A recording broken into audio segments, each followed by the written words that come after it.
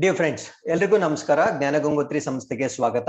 ಜ್ಞಾನಗಂಗೋತ್ರಿ ಸಂಸ್ಥೆಯಲ್ಲಿ police sub ಇನ್ಸ್ಪೆಕ್ಟರ್ಗೆ ಸಂಬಂಧಪಟ್ಟಂತೆ ಮುಂದಿನ ಆಫ್ಲೈನ್ ತರಗತಿಗಳನ್ನ ನಾವು ಅಂಬೇಡ್ಕರ್ ಜಯಂತಿ ದಿನದಂದು ಲಾಂಚ್ ಮಾಡ್ತಾ ಇದ್ದೇವೆ. So that is on 14th April 2022. So ಈ ಒಂದು ಕೋರ್ಸ್ ನ ಫೀಚರ್ಸ್ ಏನೇನಿರುತ್ತೆ ಅನ್ನೋದ್ರ ಬಗ್ಗೆ ಕಂಪ್ಲೀಟ್ ಆಗಿ ಇಲ್ಲಿ ಮಾಹಿತಿ ಕೊಟ್ಟಿರ್ತೇವೆ. ಸೊ ಜ್ಞಾನಗಂಗೋತ್ರಿಯಲ್ಲಿ ಅಡ್ಮಿಷನ್ ತೆಗೆದುಕೊಂಡ್ರೆ ನಿಮ್ಗೆ ಬರ್ತಕ್ಕಂಥ ವ್ಯಾಲ್ಯೂ ಎಡಿಷನ್ ಏನೇನು ಅನ್ನೋದ್ರ ಮಾಹಿತಿಯನ್ನ ಸಂಪೂರ್ಣವಾಗಿ ಇಲ್ಲಿ ಕೊಟ್ಟಿರ್ತೇವೆ. ಸೊ ಈ ಒಂದು ಕೋರ್ಸ್ ನ ಫೀಸ್ ಮತ್ತೆ ಡಿಸ್ಕೌಂಟ್ ಡೀಟೇಲ್ಸ್ ನ ಇಲ್ಲಿ ಮೆನ್ಷನ್ ಮಾಡಿರ್ತೇವೆ. ಸೊ ಆಸಕ್ತಿಯುಳ್ಳ ವಿದ್ಯಾರ್ಥಿಗಳು ಈ ಎಲ್ಲಾ ಇನ್ಫಾರ್ಮೇಶನ್ ನ ಓದಿಕೊಂಡು ಸೊ ಈ ಸಂಖ್ಯೆಗಳಿಗೆ ಕರೆ ಮಾಡಿ ಹೆಚ್ಚಿನ ಮಾಹಿತಿಯನ್ನ ತಿಳ್ಕೊಳ್ಬೇಕಾಗಿ ವಿನಂತಿ. With this, let's get into Inquest Current Affairs for the date of 31st March 2022. So ಈ ಎಲ್ಲ ಪ್ರಚಲಿತ ಘಟನೆಗಳನ್ನ ಇಲ್ಲಿ ಕಾಣ್ತಾ ಇರ್ತಕ್ಕಂಥ ಎಲ್ಲ ದಿನಪತ್ರಿಕೆಗಳಿಂದ ಸೋರ್ಸ್ ಮಾಡಿರ್ತೇವೆ. And at the end of the presentation, we will have given Inquest Challenge Quiz. ಇದರಲ್ಲಿ first 10 students who give the correct answers will be acknowledged in the next day's presentation. And article ಮಧ್ಯದಲ್ಲೂ ಕೂಡ ಒಂದು ಪ್ರಶ್ನೆಯನ್ನ ಕೇಳಿರ್ತೀವಿ. So ಈ ಪ್ರಶ್ನೆಗೆ ನೀವು comment section ಅಲ್ಲಿ ಉತ್ತರವನ್ನ ತಿಳಿಸಬಹುದಾಗಿರುತ್ತೆ. ಈ ಎಲ್ಲ ಚಟುವಟಿಕೆಗಳು ನಿಮ್ಮ ಎಲ್ಲ ಸ್ಪರ್ಧಾತ್ಮಕ ಪರೀಕ್ಷೆಗಳಿಗೆ ಉಪಯುಕ್ತವಾಗಿರುತ್ತೆ. So before getting into today's articles, these are the key answers of Inquest Challenge number 123, and we appreciate Purnima, Veerashiva, Brijesh, Harish, Basamma, Bhakirathi, Nagaraj Patel, Somshekar, Shashikala, Harshita, and Shamista for giving correct answers. Thank you very much for your participation. With this, let's get into the first article. So ಇವತ್ತು ನಾವು 5ನೇ BIMSTEC ಶೃಂಗಸಭೆ ಬಗ್ಗೆ discuss ಮಾಡ್ತಾ ಇದೀವಿ. ಇದೆಲ್ಲ ನಡೀತು, ಇದರ ಮೇನ್ ಔಟ್ಕಮ್ಸ್ ಏನು, ಅದಾದ್ಮೇಲೆ ಬಿಮ್ಸ್ಟೆಕ್ ಬಗ್ಗೆ ಬೇಸಿಕ್ ಇನ್ಫಾರ್ಮೇಶನ್ ನ ಕೂಡ ಈ ಒಂದು ಆರ್ಟಿಕಲ್ ಅಲ್ಲಿ ನಾವು ಸಂಪೂರ್ಣವಾಗಿ ಡಿಸ್ಕಸ್ ಮಾಡಲಿದ್ದೇವೆ. So what you mean by BIMSTEC first of all? So ಇದನ್ನ ನಾವು bay of Bengal initiative for multi sectoral technical and economic cooperation ಅಂತ ಕರಿತೀವಿ. ಅಂದ್ರೆ ಬಹುವಲಯ ತಾಂತ್ರಿಕ ಮತ್ತು ಆರ್ಥಿಕ ಸಹಾಯಕ್ಕಾಗಿ ಬಂಗಾಳ ಕೊಲ್ಲಿಯಲ್ಲಿ ಬರ್ತಕ್ಕಂತ ಈ ಒಂದು ತೀರ ಪ್ರದೇಶದಲ್ಲಿ ಬರ್ತಕ್ಕಂತ ರಾಜ್ಯಗಳ ಅಥವಾ ರಾಷ್ಟ್ರಗಳ ಒಂದು ಒಕ್ಕೂಟವನ್ನ ನಾವು ಬಿಮ್ಸ್ಟೆಕ್ ಅಂತ ಕರಿತೀವಿ. ಸೊ ಈ ಒಂದು ಬಿಮ್ಸ್ಟೆಕ್ ನ ಪ್ರಸ್ತುತ ಅಧ್ಯಕ್ಷ ರಾಷ್ಟ್ರ ಅಥವಾ ದಿ ಪ್ರೆಸಿಡೆನ್ಷಿಯಲ್ ಕಂಟ್ರಿ ಅಥವಾ ಚೇರ್ ಕಂಟ್ರಿ ಅಂತ ನಾವು ಯಾವ್ದನ್ನ ಕನ್ಸಿಡರ್ ಮಾಡ್ತೀವಿ ಅಂದ್ರೆ ಸೊ ಶ್ರೀಲಂಕಾ ಪ್ರಸ್ತುತವಾಗಿ ಈ ಒಂದು ಬಿಮ್ಸ್ಟೆಕ್ ಅಸೋಸಿಯೇಷನ್ಗೆ ಅಧ್ಯಕ್ಷ ರಾಷ್ಟ್ರವಾಗಿರುತ್ತೆ. ಸೊ ಈ ಒಂದು ನಿಟ್ಟಿನಲ್ಲಿ 5ನೇ ಬಿಮ್ಸ್ಟೆಕ್ ಶೃಂಗಸಭೆ ಏನಿರುತ್ತೆ ಸೊ ಇದನ್ನ ವರ್ಚುವಲಿ ಶ್ರೀಲಂಕಾ ಹೋಸ್ಟ್ ಮಾಡಿರುತ್ತೆ. ಸೊ ಹಾಗಿದ್ರೆ ಈ ವರ್ಷದ ಥೀಮ್ ಏನಾಗಿತ್ತು ಅಂದ್ರೆ so we are just now recovering from COVID-19 consequences. So COVID-19 ಸಾಂಕ್ರಾಮಿಕದಲ್ಲಿ ಆಗಿರ್ತಕ್ಕಂಥ ಆರ್ಥಿಕ ಮತ್ತು ಅಭಿವೃದ್ಧಿಯ ಪರಿಣಾಮಗಳೇನಿರುತ್ತೆ ಸೊ ಇದನ್ನ ನಾವು ಇನ್ನು ಎದುರಿಸ್ತಾ ಇದ್ದೇವೆ. ಸೊ ಈ ಒಂದು ನಿಟ್ಟಿನಲ್ಲಿ ಇದಕ್ಕೆ ಸಂಬಂಧಪಟ್ಟಂತೆ ಒಂದು ಥೀಮ್ ನ ಆಯ್ಕೆ ಮಾಡ್ಕೊಳ್ಳಲಾಗಿರುತ್ತೆ. ಅದೇನು ಅಂದ್ರೆ towards a resilient region, prosperous economy and healthy people. ಅಂದ್ರೆ ಚೇತರಿಸಿಕೊಳ್ಳುವಿಕೆ, ಸಮೃದ್ಧ ಆರ್ಥಿಕತೆ ಮತ್ತು ಆರೋಗ್ಯಕರ ಜನರು ಎಂಬ ಒಂದು ಥೀಮ್ ನ ಆಧಾರದ ಮೇಲೆ 5ನೇ ಶೃಂಗಸಭೆಯನ್ನ ಕಂಡಕ್ಟ್ ಮಾಡಿರ್ತಾರೆ. ಸೊ ಈ ಒಂದು 5ನೇ ಶೃಂಗಸಭೆಯಲ್ಲಿ ಒಂದು ಪ್ರಮುಖವಾದ ಔಟ್ಕಮ್ ಅಥವಾ ಒಂದು ಮುಖ್ಯ ಒಂದು ನಿರ್ಧಾರಕ್ಕೆ ಬಂದಿರ್ತಾರೆ. ಸೊ ಆ ನಿರ್ಧಾರವನ್ನ ಎಲ್ಲಾ ರಾಷ್ಟ್ರಗಳು ಅಂಗೀಕಾರ ಮಾಡಿ ಅದಕ್ಕೆ ಸಹಿ ಕೂಡ ಹಾಕಿರ್ತಾರೆ. ಸೊ ಆ ಒಂದು ನಿರ್ಧಾರವನ್ನ ನಾವು ಬಿಮ್ಸ್ಟೆಕ್ ಚಾರ್ಟರ್ ಅಂತ ಕರಿತೀವಿ. ಸೊ ಈ ಒಂದು ಬಿಮ್ಸ್ಟೆಕ್ ಚಾರ್ಟರ್ ನ ಪ್ರಕಾರ ಇಷ್ಟು ದಿನ ಬಿಮ್ಸ್ಟೆಕ್ ಅನ್ನೋದು it was just a group. Now it has been converted into an organization. So ಇಷ್ಟು ದಿನ ಅದು ಒಂದು ಸಂಘಟನೆಯಾಗಿ ಮಾತ್ರ ಇತ್ತು. ಸೊ ಇನ್ಮೇಲೆ ಇದನ್ನ ಒಂದು ಸಂಸ್ಥೆಯಾಗಿ ಮಾರ್ಪಾಡು ಮಾಡ್ಲಿಕ್ಕೆ ಒಂದು ಅಂಗೀಕಾರಕ್ಕೆ ಬಂದಿರ್ತಾರೆ. ಸೊ ಈ ಒಂದು ಬಿಮ್ಸ್ಟೆಕ್ ರಚನೆ ಆದ ನಂತರ ಈ ಬಿಮ್ಸ್ಟೆಕ್ ರಾಷ್ಟ್ರಗಳ ನಡುವೆ ಒಂದು ಕನೆಕ್ಟಿವಿಟಿ ಇಂಪ್ರೂವ್ ಆಗಿರುತ್ತೆ. ಅಂದ್ರೆ ಒಂದು ಸಂಪರ್ಕ ತುಂಬಾ ಗಣನೀಯವಾಗಿ ಏರಿಕೆ ಆಗಿರುತ್ತೆ. ಸೊ ಈ ಒಂದು ಕನೆಕ್ಟಿವಿಟಿ ಇಂಪ್ರೂವ್ ಆಗ್ಲಿಕ್ಕೆ ಪ್ರಮುಖ ಕಾರಣ ಏನಂದ್ರೆ adoption of master plan for transport connectivity. ಈ ಸಾರಿಗೆ ಸಂಪರ್ಕಕ್ಕಾಗಿ ಒಂದು ಮಾಸ್ಟರ್ ಪ್ಲಾನ್ ನ ನಾವೇನು ಅಳವಡಿಸ್ಕೊಂಡಿದ್ವಿ, ಈ ಒಂದು ಕಾರಣದಿಂದ ಸೊ ನಮ್ಮ ನಡುವೆ ಒಂದು ಸಂಪರ್ಕ ಸೇತುವೆ ಏನಿರುತ್ತೆ ಅದು ಬಹಳ ಅಭಿವೃದ್ಧಿ ಆಗಿರುತ್ತೆ. ಹಾಗಿದ್ರೆ ಈ ವರ್ಷ ನಡೆದಿರ್ತಕ್ಕಂಥ ಬಿಮ್ಸ್ಟೆಕ್ ನಲ್ಲಿ ಆಗಿರ್ತಕ್ಕಂಥ ಅಗ್ರಿಮೆಂಟ್ಸ್ ಅಥವಾ ಒಪ್ಪಂದಗಳೇನು ಅಂತ ನೋಡೋದಾದ್ರೆ ಅಲ್ಲಿ 3 ಪ್ರಮುಖ ಒಪ್ಪಂದಗಳಿಗೆ ಸಹಿ ಹಾಕಿರ್ತಾರೆ. ಸೊ ಮೊದಲನೇ ಒಪ್ಪಂದವನ್ನ ನಾವು mutual legal assistance in criminal matters. So ಈ ಕ್ರಿಮಿನಲ್ ವಿಷಯಗಳಿಗೆ ಸಂಬಂಧಪಟ್ಟಂತೆ ಪರಸ್ಪರ ಕಾನೂನು ಸಹಾಯವನ್ನ ಪರಸ್ಪರ ರಾಷ್ಟ್ರಗಳು ಮಾಡ್ಕೊಳ್ಬೇಕಾಗತ್ತೆ. ಅದಾದ್ಮೇಲೆ mutual cooperation in the field of diplomatic and training. So ಯಾವುದೇ ರೀತಿಯ ರಾಜತಾಂತ್ರಿಕ ತರಬೇತಿ ಅಥವಾ ಬೇರೆ ಬೇರೆ ಕ್ಷೇತ್ರಗಳಲ್ಲಿ ತರಬೇತಿ ಕೊಡ್ಬೇಕಾದ್ರೆ ಒಂದು ಪರಸ್ಪರ ಸಹಕಾರವನ್ನ ಮಾಡಬೇಕು ಅನ್ನೋ ಒಂದು ಒಪ್ಪಂದಕ್ಕೆ ಸಹಿ ಹಾಕಿರ್ತಾರೆ. ಸೊ ಅದಾದ್ಮೇಲೆ memorandum of association on establishment of BIMSTEC technology transfer facility. ಅಂದ್ರೆ ಬಿಮ್ಸ್ಟೆಕ್ ತಂತ್ರಜ್ಞಾನ ಟ್ರಾನ್ಸ್ಫರ್ ಅಥವಾ ಟೆಕ್ನಾಲಜಿ ಟ್ರಾನ್ಸ್ಫರ್ ಫೆಸಿಲಿಟಿ ಸ್ಥಾಪನೆಗಾಗಿ ಒಂದು ಮೆಮೊರಾಂಡಮ್ ಅಥವಾ ಒಂದು ತೀರುವಳಿ ಒಪ್ಪಂದಕ್ಕೆ ಎಲ್ಲ ರಾಷ್ಟ್ರಗಳು ಸಹಿ ಹಾಕಿರ್ತವೆ. ಸೊ ಇವು ಈ ವರ್ಷದ ಬಿಮ್ಸ್ಟೆಕ್ ನ ಅಥವಾ 5ನೇ ಬಿಮ್ಸ್ಟೆಕ್ ನ ಒಂದು ಮೂರು ಪ್ರಮುಖ ಒಪ್ಪಂದಗಳಾಗಿರುತ್ತೆ. ಸೊ ಈ ಒಂದು ನಿಟ್ಟಿನಲ್ಲಿ ನಾವು ಬಿಮ್ಸ್ಟೆಕ್ ನ ಇದರ ರಚನೆ ಬಗ್ಗೆ ಕಂಪ್ಲೀಟ್ ಆಗಿ ಡಿಸ್ಕಸ್ ಮಾಡ್ತಾ ಬರೋಣ. ಸೊ ಏನಿದು ಬಿಮ್ಸ್ಟೆಕ್ ಅಂದ್ರೆ ಇದೊಂದು ಇಂಟರ್ನ್ಯಾಷನಲ್ ಆರ್ಗನೈಸೇಷನ್ ಆಗಿರುತ್ತೆ. ಅಂದ್ರೆ ಇದು ಒಂದು ಅಂತಾರಾಷ್ಟ್ರೀಯ ಸಂಸ್ಥೆ ಆಗಿರುತ್ತೆ. ಇದರಲ್ಲಿ 7 ಸೌತ್ ಏಷಿಯನ್ ಮತ್ತೆ ಸೌತ್ ಈಸ್ಟ್ ಏಷಿಯನ್ ನೇಷನ್ಸ್ ಇರುತ್ತೆ. ಅಂದ್ರೆ 7 ದಕ್ಷಿಣ ಏಷ್ಯಾ ಮತ್ತು ಆಗ್ನೇಯ ಏಷ್ಯಾ ರಾಷ್ಟ್ರಗಳನ್ನ ಒಳಗೊಂಡಿರ್ತಕ್ಕಂಥ ಒಂದು ಒಕ್ಕೂಟ ವ್ಯವಸ್ಥೆ ಆಗಿರುತ್ತೆ. ಸೊ ಇದರಲ್ಲಿರ್ತಕ್ಕಂಥ ರಾಷ್ಟ್ರಗಳು ಯಾವ್ದಾವ್ದು ಅಂದ್ರೆ ಬಾಂಗ್ಲಾದೇಶ್, ಭೂತಾನ್, ಇಂಡಿಯಾ, ಮ್ಯಾನ್ಮಾರ್, ನೇಪಾಲ್, ಶ್ರೀಲಂಕಾ ಮತ್ತೆ ಥೈಲ್ಯಾಂಡ್. ಸೊ ಇದರಲ್ಲಿರ್ತಕ್ಕಂಥ ಮೆಂಬರ್ ನೇಷನ್ಸ್ ಆಗಿರುತ್ತೆ. ಸೊ ಈ ಒಂದು ಮೆಂಬರ್ ನೇಷನ್ಸ್ ಅಥವಾ ಈ ಬಿಮ್ಸ್ಟೆಕ್ ಗೆ ಸಂಬಂಧಪಟ್ಟಂತೆ ಇದರ ನಾಯಕತ್ವವನ್ನ ಯಾರು ವಹಿಸಬೇಕು ಅನ್ನೋ ಒಂದು ನಿರ್ಧಾರ ಸೊ ಇದರಲ್ಲಿರ್ತಕ್ಕಂಥ ಆಲ್ಫಾಬೆಟಿಕಲ್ ಆರ್ಡರ್ ಮೇಲೆ ಡಿಸೈಡ್ ಮಾಡ್ತಾರೆ. ಸೊ ಈ ಒಂದು ವರ್ಣಮಾಲೆಯ ಕ್ರಮ ಏನಿದೆ ಸೊ ಇದೇ ಆರ್ಡರ್ ಅಲ್ಲಿ ಇದರ ಲೀಡರ್ಶಿಪ್ ಏನಿರುತ್ತೆ ಒಂದು ರಾಷ್ಟ್ರದಿಂದ ಇನ್ನೊಂದು ರಾಷ್ಟ್ರಕ್ಕೆ ಚೇಂಜ್ ಆಗ್ತಾ ಇರುತ್ತೆ. ಆದರೆ ಇದರ ಒಂದು ಪರ್ಮನೆಂಟ್ ಸೆಕ್ರೆಟರಿಯೇಟ್ ಅಥವಾ ಒಂದು ಕಾಯಂ ಸೆಕ್ರೆಟರಿಯೇಟ್ ನ ಬಾಂಗ್ಲಾದೇಶದ ಢಾಕಾದಲ್ಲಿ ಇದನ್ನ ಸ್ಥಾಪನೆ ಮಾಡಲಾಗಿರುತ್ತೆ. ಬಟ್ ಲೀಡರ್ಶಿಪ್ ಮಾತ್ರ ರೊಟೇಟ್ ಆಗ್ತಾ ಇರುತ್ತೆ in the dictionary order. So ಅದಾದ್ಮೇಲೆ ಬಿಮ್ಸ್ಟೆಕ್ ಗೆ ಸಂಬಂಧಪಟ್ಟ ಫ್ಲಾಗ್ ನ ನೀವು ಇಲ್ಲಿ ನೋಡಬಹುದಾಗಿರುತ್ತೆ. ಇದರ ಅಧಿಕೃತ ಭಾಷೆ ಇಂಗ್ಲಿಷ್ ಆಗಿರುತ್ತೆ. ಇದು ರಚನೆಗೊಂಡಿದ್ದು 1997 6ನೇ ಜೂನ್ ರಂದು ರಚನೆಗೊಂಡಿರುತ್ತೆ. ಸೊ ಮೆಂಬರ್ ನೇಷನ್ಸ್ ನ ನೀವು ಮ್ಯಾಪ್ ನಲ್ಲಿ ಕೂಡ ನೋಡಬಹುದಾಗಿರುತ್ತೆ.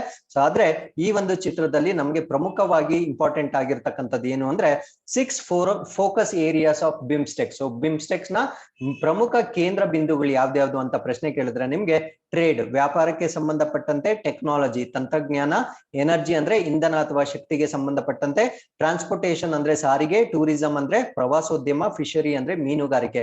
ಸೊ ಈ 6 ವಲಯಗಳಲ್ಲಿ ಒಂದು ಸಹಕಾರವನ್ನ ವಹಿಸಲಿಕ್ಕೆ ಮಾಡಿರ್ತಕ್ಕಂಥ ಒಂದು ಅಸೋಸಿಯೇಷನ್ ನಾವು ಬಿಮ್ಸ್ಟೆಕ್ ಅಂತ ಕರಿತೀವಿ. ಸೊ ಇದರ ಫಸ್ಟ್ ಸಮಿಟ್ ಬಂದು ಥೈಲ್ಯಾಂಡ್ ನಲ್ಲಿ ಮಾಡಲಾಗಿತ್ತು. ಹಾಗಿದ್ರೆ ಇದರ ಬ್ಯಾಕ್ ಗ್ರೌಂಡ್ ನ ನಾವು ನೋಡೋದಾದ್ರೆ ಈ ಬಿಮ್ಸ್ಟೆಕ್ ಸಮಿಟ್ ಅನ್ನೋದು ಯಾವುದರಿಂದ ರಚನೆ ಆಯ್ತು ಅಂದ್ರೆ it is sub regional grouping was formed in Bangkok. So ಇದನ್ನ ಬ್ಯಾಂಕಾಕ್ ನಲ್ಲಿ ರಚನೆ ಮಾಡಲಾಗಿರುತ್ತೆ. ಸೊ ಅದಕ್ಕೆ ಇದನ್ನ ಔಟ್ಕಮ್ ಆಫ್ ಬ್ಯಾಂಕಾಕ್ ಇನಿಷಿಯೇಟಿವ್ ಅಥವಾ ಸೊ ಇದನ್ನ ನಾವು ಬ್ಯಾಂಕಾಕ್ ಡಿಕ್ಲರೇಷನ್ ನ ಒಂದು ಔಟ್ಕಮ್ ಅಂತ ಕೂಡ ನಾವು ಹೇಳ್ಬೋದಾಗಿರುತ್ತೆ. ಸೊ ಇನಿಷಿಯಲಿ ಇದು ಫಾರ್ಮೇಶನ್ ಆದಾಗ ಅಂದ್ರೆ 1997ರಲ್ಲಿ ಇದೇನ್ ರಚನೆ ಆಯ್ತು ಅವಾಗ ಈ ಒಂದು ಅಸೋಸಿಯೇಷನ್ ನಾವು ಬಿಸ್ಟೆಕ್ ಅಂತ ಹೇಳ್ತಾ ಇದ್ವಿ. ಸೊ ಬಿಸ್ಟೆಕ್ ಅಲ್ಲಿ ಇದ್ದಂತಹ ರಾಷ್ಟ್ರಗಳು ಯಾವ್ದಾವ್ದು ಅಂದ್ರೆ Bangladesh, India, Sri Lanka, Thailand. So ಇಷ್ಟು ರಾಷ್ಟ್ರಗಳು ಮಾತ್ರ ಇದ್ವು. ಸೊ ಇಸಿ ಅಂದ್ರೆ ಅವಾಗ ಇದನ್ನ ಎಕನಾಮಿಕ್ ಕೋಆಪರೇಷನ್ ಅಂತ ಕರಿತಾ ಇದ್ರು ಅಥವಾ ಆರ್ಥಿಕ ಸಹಕಾರ ಅಂತ ನಾವು ಕರಿಬಹುದಾಗಿರುತ್ತೆ. ಸೊ ಅದಾದ್ಮೇಲೆ ಅದೇ ವರ್ಷ ಅಂದ್ರೆ 1997ರಲ್ಲೇ ಇನ್ನೊಂದು ರಾಷ್ಟ್ರ ಆಡ್ ಆಗುತ್ತೆ. ಸೊ ಅದ್ಯಾವ್ದು ಅಂದ್ರೆ ಮ್ಯಾನ್ಮಾರ್. ಸೊ ಮ್ಯಾನ್ಮಾರ್ ಈ ಒಂದು ಬಿಸ್ಟೆಕ್ ಗೆ 1997ರ 22ನೇ ಡಿಸೆಂಬರ್ ರಂದು ಇದು ಆಡ್ ಆಗುತ್ತೆ. ಸೊ ಇದ ಆಡ್ ಆದ್ಮೇಲೆ ಬಿಸ್ಟೆಕ್ ನ ಬಿಮ್ಸ್ಟೆಕ್ ಆಗಿ ಕನ್ವರ್ಟ್ ಮಾಡ್ತಾರೆ. ಸೊ ಬಿಮ್ಸ್ಟೆಕ್ ಅಂದ್ರೆ Bangladesh, India, Myanmar, Sri Lanka, Thailand economic cooperation. Now there is one country added that is nothing but Myanmar, that's all. So ಅವಾಗ ಇದನ್ನ ಬಿಮ್ಸ್ಟೆಕ್ ಅಂತ ಕನ್ವರ್ಟ್ ಮಾಡ್ತಾರೆ. ಸೊ ಅಲ್ಲಿಗೆ ಅದು ನಿಲ್ಲಲ್ಲ. ಅದಾದ್ಮೇಲೆ ನೆಕ್ಸ್ಟ್ ಇಯರ್ ಏನಾಗುತ್ತೆ ಅಂದ್ರೆ 1998ರಲ್ಲಿ ಒಂದು ರಾಷ್ಟ್ರ ಅದ್ಯಾವ್ದು ಅಂದ್ರೆ ನೇಪಾಳ್. ನೇಪಾಳ್ ಇದಕ್ಕೆ ಏನಾಗುತ್ತೆ ಅಂದ್ರೆ ವೀಕ್ಷಕ ರಾಷ್ಟ್ರವಾಗಿ ಅಥವಾ ಅಬ್ಸರ್ವೇಟರಿ ಸ್ಟೇಟಸ್ ನ ಪಡೆದುಕೊಳ್ಳುತ್ತೆ. ಸೊ ಅದಾದ್ಮೇಲೆ 2004 ಫೆಬ್ರವರಿಯಲ್ಲಿ ಸೊ ಇನ್ ಫೆಬ್ರವರಿ 2004 ಅಲ್ಲಿ ಏನಾಗುತ್ತೆ ಅಂದ್ರೆ ನೇಪಾಳ್ ಮತ್ತೆ ಭೂತಾನ್ ಅವೆರಡು ಫುಲ್ ಮೆಂಬರ್ಸ್ ಆಗ್ತಾರೆ. ಅಂದ್ರೆ ಸಂಪೂರ್ಣ ಸದಸ್ಯರಾಗಿ ಬಿಮ್ಸ್ಟೆಕ್ ಗೆ ಆಡ್ ಆಗ್ತಾರೆ. ಸೊ ಅದಾದ್ಮೇಲೆ ಬಿಮ್ಸ್ಟೆಕ್ ಗೆ ಒಂದು ಹೊಸ ಅಬ್ರಿವಿಯೇಷನ್ ನ ಕೊಡ್ತಾರೆ.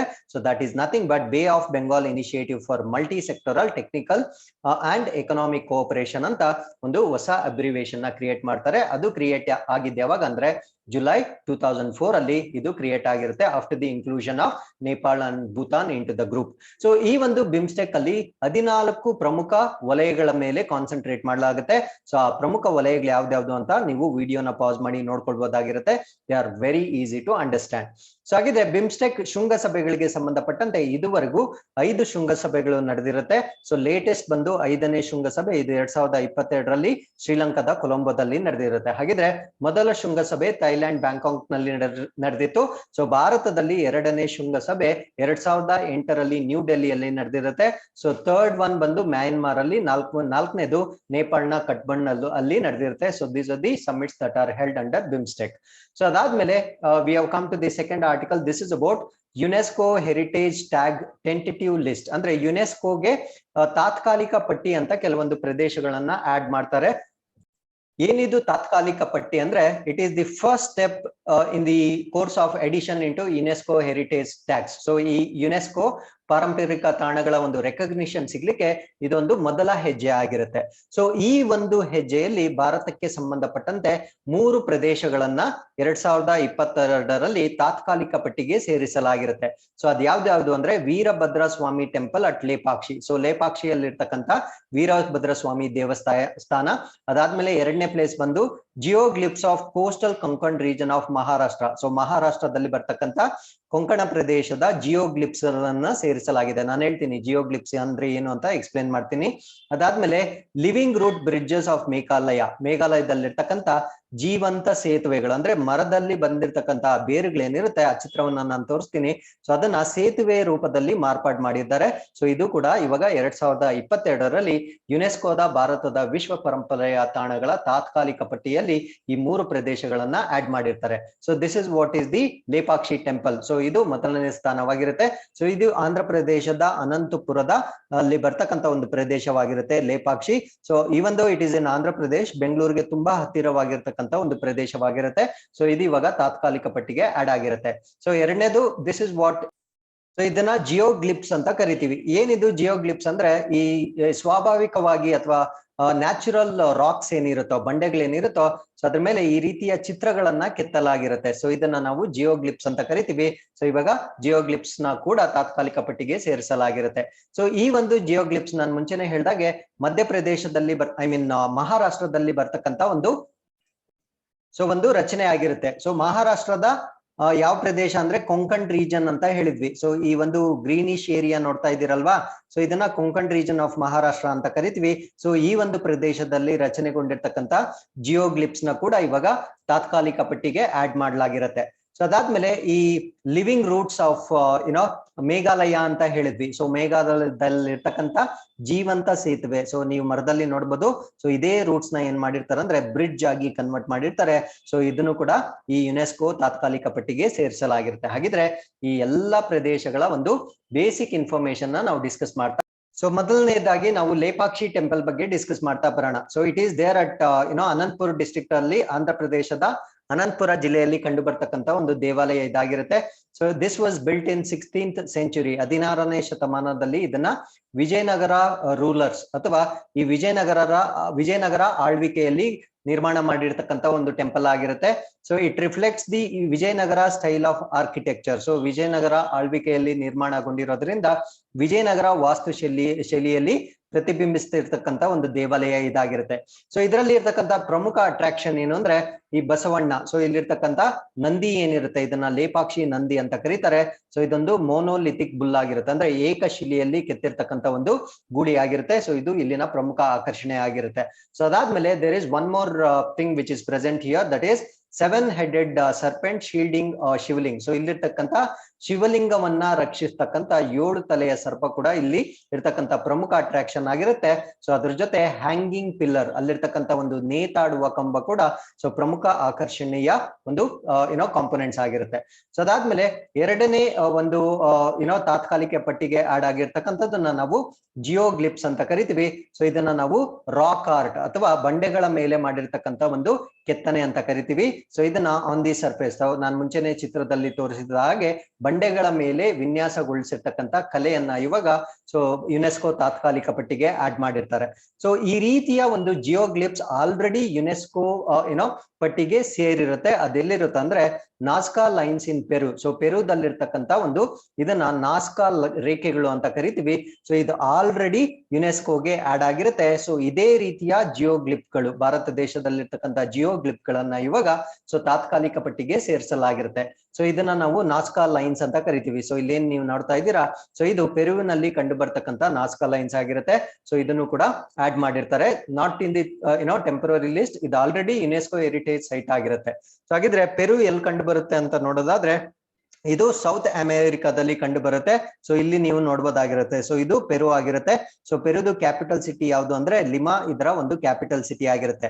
ಸೊ ಈ ಒಂದು ನಿಟ್ಟಿನಲ್ಲಿ ನಾವು ನಿಮಗೆ ಕೇಳ್ತಾ ಇರ್ತಕ್ಕಂಥ ಪ್ರಶ್ನೆ ಏನು ಅಂದ್ರೆ, ಸೊ ಪೆರು ನೈಬರಿಂಗ್ ಕಂಟ್ರೀಸ್ ಯಾವುದು, ಪೆರುವಿನ ಸುತ್ತಮುತ್ತಲಿರ್ತಕ್ಕಂಥ ರಾಷ್ಟ್ರಗಳು ಯಾವ್ದ್ಯಾವ್ದು ಅಂತ ನೀವು ಕಮೆಂಟ್ ಸೆಕ್ಷನ್ ಅಲ್ಲಿ ತಿಳಿಸ್ಬೇಕಾಗಿರುತ್ತೆ.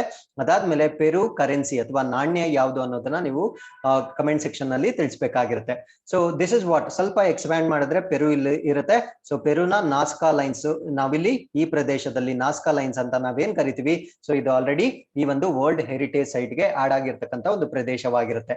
So with this we have come to the third article. So this is with respect to ministry of defence ಅಥವಾ ರಕ್ಷಣಾ ಸಚಿವಾಲಯಕ್ಕೆ ಸಂಬಂಧಪಟ್ಟಂತೆ ಅಯಾನ್ಸ್ ಮೆರಿಟೈಮ್ ಎಕ್ಸರ್ಸೈಸ್ 2022. ಸೊ 2022ರ ಅಯಾನ್ಸ್ ಮೆರಿಟೈಮ್ ವ್ಯಾಯಾಮದ ಬಗ್ಗೆ ನಾವು ಡಿಸ್ಕಸ್ ಮಾಡ್ತಾ ಬರೋಣ. IONS, so Indian Ocean naval symposium ಅಂತ ಕರಿತೀವಿ. ಸೊ ಈ ಒಂದು ಅಯಾನ್ಸ್ ಹಿಂದೂ ಮಹಾಸಾಗರದ ನೌಕಾ ವಿಚಾರಣಾ ಸಂಕಿರಣ ಅಂತ ಕರಿತೀವಿ. ಸೊ ಇದ್ರ ಬಗ್ಗೆ ನಾನು ಫರ್ದರ್ ಎಕ್ಸ್ಪ್ಲೇನ್ ಮಾಡ್ತೀನಿ. ಫಸ್ಟ್ ನಾವು ಇದಕ್ಕೆ ಸಂಬಂಧಪಟ್ಟಂತೆ ಇರ್ತಕ್ಕಂಥ ಮೆರಿಟೈಮ್ ಎಕ್ಸರ್ಸೈಸ್ ಬಗ್ಗೆ ನಾನು ಡೀಟೇಲ್ಸ್ ಕೊಟ್ಬಿಟ್ಟು ಅದಾದ್ಮೇಲೆ ವಾಟ್ ಇಸ್ ದಿಸ್ ಅಯಾನ್ಸ್ ಅನ್ನೋದ್ರ ಬಗ್ಗೆ ಸಂಪೂರ್ಣವಾಗಿ ಡಿಸ್ಕಸ್ ಮಾಡ್ತಾ ಬರ್ತೀನಿ. ಸೊ ಈ ಅಯಾನ್ಸ್ ಗೆ ಸಂಬಂಧಪಟ್ಟಂತೆ ಇದು ಮೇಡನ್ ಎಡಿಷನ್ ಆಗಿರುತ್ತೆ, ಅಂದ್ರೆ ಮೊಟ್ಟ ಮೊದಲ ವ್ಯಾಯಾಮ ಇದಾಗಿರುತ್ತೆ. ಸೊ ಇದನ್ನ ನಾವು ಅಭ್ಯಾಸವಾಗಿರುತ್ತೆ. ಸೊ ಇದನ್ನ ನಾವು ಮೆರಿಟೈಮ್ ಎಕ್ಸರ್ಸೈಸ್ 2022, ಇದನ್ನ ಐಮೆಕ್ಸ್ 2022 ಅಂತ ಕರಿತೀವಿ. ಸೊ ಇದನ್ನ ಎಲ್ಲಿ ಕಂಡಕ್ಟ್ ಮಾಡಲಾಗಿದೆ ಅಂದ್ರೆ Goa and in Arabian C, ಗೋವಾದಲ್ಲಿ ಮತ್ತು ಅರೇಬಿಯನ್ ಸಿ ಅಲ್ಲಿ ಇದನ್ನ ಕಂಡಕ್ಟ್ ಮಾಡಲಾಗಿರುತ್ತೆ. ಸೊ ಇದರ ಪ್ರಮುಖ ಗುರಿ ಏನಂದ್ರೆ to learn about humanitarian assistance and disaster relief and operations, ಅಥವಾ ಈ ಮಾನವೀಯ ನೆರವು ಮತ್ತೆ ವಿಪತ್ತು ಪರಿಹಾರಗಳಲ್ಲಿ ಪರಸ್ಪರ ಸಾಧ್ಯತೆಯನ್ನ ಹೆಚ್ಚಿಸುವ ಸಲುವಾಗಿ ಮಾಡಿರ್ತಕ್ಕಂಥ ಒಂದು ಅಭ್ಯಾಸ ಇದಾಗಿರುತ್ತೆ. ಸೊ ಈ ಒಂದು ಸಮಿಟ್ ಅಲ್ಲಿ ಅಥವಾ ಈ ಒಂದು ಮೆರಿಟೈಮ್ ಎಕ್ಸರ್ಸೈಸ್ ಅಲ್ಲಿ there were participation of 15 out of 25 member nations of ions. So ions ನಲ್ಲಿ ನಿಮ್ಗೆ ಗೊತ್ತಿರೋ ಹಾಗೆ ಅಥವಾ ತಿಳಿಬೇಕಾಗಿರೋದೇನಂದ್ರೆ 25 ಸದಸ್ಯ ರಾಷ್ಟ್ರಗಳನ್ನ ನಾವು ನೋಡಬಹುದಾಗಿರುತ್ತೆ. 25 ಸದಸ್ಯ ರಾಷ್ಟ್ರಗಳಲ್ಲಿ 15 ರಾಷ್ಟ್ರಗಳು ಈ ಒಂದು ಐಮೆಕ್ಸ್ 2022 ಅಲ್ಲಿ ಪಾರ್ಟಿಸಿಪೇಟ್ ಮಾಡಿರುತ್ತೆ. ಸೊ ಹಾಗಿದ್ರೆ ಈ ಅಯಾನ್ಸ್ ಬಗ್ಗೆ ಹೆಚ್ಚಿನ ಮಾಹಿತಿ ತಿಳ್ಕೊಳ್ಳೋದಾದ್ರೆ ಈ ಒಂದು ಇಂಡಿಯನ್ ಓಷನ್ ನೇವಲ್ ಸಿಂಪೋಸಿಯಂ ಅಥವಾ ಹಿಂದೂ ಮಹಾಸಾಗರ ನೌಕಾ ವಿಚಾರ ಸಂಕಿರಣ ಅಂತ ನಾವೇನ್ ಕರಿತೀವಿ, ಸೊ ಇದು 2007ರಲ್ಲಿ ಇದನ್ನ ಸ್ಥಾಪನೆ ಮಾಡಲಾಗಿರುತ್ತೆ. So it is a premier forum for cooperation and collaboration among navies of littoral states of Indian Ocean region. ಅಂದ್ರೆ ಹಿಂದೂ ಮಹಾಸಾಗರ ಪ್ರದೇಶದಲ್ಲಿ ಬರ್ತಕ್ಕಂಥ ಕರಾವಳಿ ರಾಷ್ಟ್ರಗಳು ಏನೇನಿರುತ್ತೆ, ರಾಜ್ಯಗಳಲ್ಲ, ಸೊ ರಾಷ್ಟ್ರಗಳ ನೌಕಾಪಡೆಗಳ ನಡುವೆ ಇರ್ತಕ್ಕಂಥ ಒಂದು ಸಹಕಾರ ಮತ್ತು ಸಹಯೋಗಕ್ಕಾಗಿ ಇರ್ತಕ್ಕಂಥ ಒಂದು ಪ್ರಧಾನ ವೇದಿಕೆಯನ್ನ ನಾವು ಅಯಾನ್ಸ್ ಅಂತ ಕರಿತೀವಿ. ಸೊ ಇಲ್ಲಿ ನೀವೇನ್ ಅರ್ಥ ಮಾಡ್ಕೊಳ್ಬೇಕಂದ್ರೆ, ಸೊ ಇದು ಪ್ರಮುಖವಾಗಿ ಇಂಡಿಯನ್ ಓಷನ್ ರೀಜನ್ ಅಲ್ಲಿ ಬರ್ತಕ್ಕಂಥ ರಾಷ್ಟ್ರಗಳ ಒಕ್ಕೂಟ ಮಾತ್ರ ಇದಾಗಿರುತ್ತೆ. ಸೊ ಈ ಒಂದು ಐಮೆಕ್ಸ್ 2022, ಸೊ ಈ ಒಂದು ಎಕ್ಸರ್ಸೈಸ್ ಏನು ನೋಡಿದ್ವಿ, ಸೊ ಇದು 2 ಫೇಸಸ್ ಅಲ್ಲಿ ನಡೆಯುತ್ತೆ. ಒಂದನ್ನ ನಾವು ಆರ್ಬರ್ ಫೇಸ್ ಅಂತ ಕರಿತೀವಿ ಅಥವಾ ಬಂದರಿನ ಹಂತ ಅಂತ ಏನ್ ಕರಿತೀವಿ. ಸೊ ಇದು ಮರ್ಮಗೋವಾ ಪೋರ್ಟ್ ಗೋವಾದಲ್ಲಿ ನಡೆಯುತ್ತೆ. ಸೊ ಗೋವಾದಲ್ಲಿರ್ತಕ್ಕಂಥ ಮರ್ಮಗೋ ಬಂದರಿನಲ್ಲಿ ನಡೆಯುತ್ತೆ. ಅದಾದ್ಮೇಲೆ ಇದಕ್ಕೆ ಸಿ ಫೇಸ್ ಅಂತ ಮಾಡ್ತಾರೆ, ಅಂದ್ರೆ ಈ ಸಮುದ್ರ ಹಂತ ಅಂತ ಮಾಡ್ತಾರೆ. ಸೊ ಇದನ್ನ ಅರೇಬಿಯನ್ ಸಿ ಅಥವಾ ಅರಬ್ಬಿ ಸಮುದ್ರದಲ್ಲಿ ಇದನ್ನ ಮಾಡಲಾಗುತ್ತೆ. ಸೊ 15 ಕಂಟ್ರೀಸ್ ಇದರಲ್ಲಿ ಪಾರ್ಟಿಸಿಪೇಟ್ ಮಾಡಿದ್ರು ಕೂಡ, ಸೊ ಇದಕ್ಕೆ ಬೇಕಾಗಿರ್ತಕ್ಕಂಥ ಈ ವಾರ್ಶಿಪ್ಸ್, ಮೆರಿಟೈಮ್ ರೆಕಾಯಿನ್ಸೆನ್ಸ್ ಏರ್ಕ್ರಾಫ್ಟ್ ಮತ್ತೆ ಹೆಲಿಕಾಪ್ಟರ್ಸ್ ಅಥವಾ ಈ ಯುದ್ಧ ನೌಕೆಗಳು ಅಥವಾ ನೌಕಾಪಡೆ ಸಮುದ್ರ ವಿಚಕ್ಷಣ ವಿಮಾನಗಳು, ಹೆಲಿಕಾಪ್ಟರ್ಗಳು, ಇವೆಲ್ಲ ಬಾಂಗ್ಲಾದೇಶ, ಫ್ರಾನ್ಸ್ ಮತ್ತೆ ಇಂಡಿಯಾ, ಇರಾನ್ ರಾಷ್ಟ್ರಗಳಿಂದ ಮಾತ್ರ ಪಾರ್ಟಿಸಿಪೇಟ್ ಮಾಡಿರುತ್ತೆ. ಸೊ ಈ ಒಂದು there are 15 nations that are participated in this IMEX. So ಈ ಅಯಾನ್ಸ್ ಅನ್ನೋದು 25 ರಾಷ್ಟ್ರಗಳನ್ನ ಒಳಗೊಂಡಿರ್ತಕ್ಕಂಥ ಒಂದು ಅಸೋಸಿಯೇಷನ್ ಆಗಿರುತ್ತೆ with in the Indian Ocean. So ನಾ ಮುಂಚೆನೆ ಹೇಳ್ದಾಗೆ ಹಿಂದೂ ಮಹಾಸಾಗರ ತೀರದಲ್ಲಿರ್ತಕ್ಕಂಥ ರಾಷ್ಟ್ರಗಳ ಒಂದು ಒಕ್ಕೂಟ ಇದಾಗಿರುತ್ತೆ. ಸೊ ಇದರಲ್ಲಿ 8 ಅಬ್ಸರ್ವರ್ ನೇಷನ್ಸ್ ಕೂಡ ಇರುತ್ತೆ, ಅಂದ್ರೆ 8 ವೀಕ್ಷಕ ರಾಷ್ಟ್ರಗಳು ಕೂಡ ಇರುತ್ತೆ.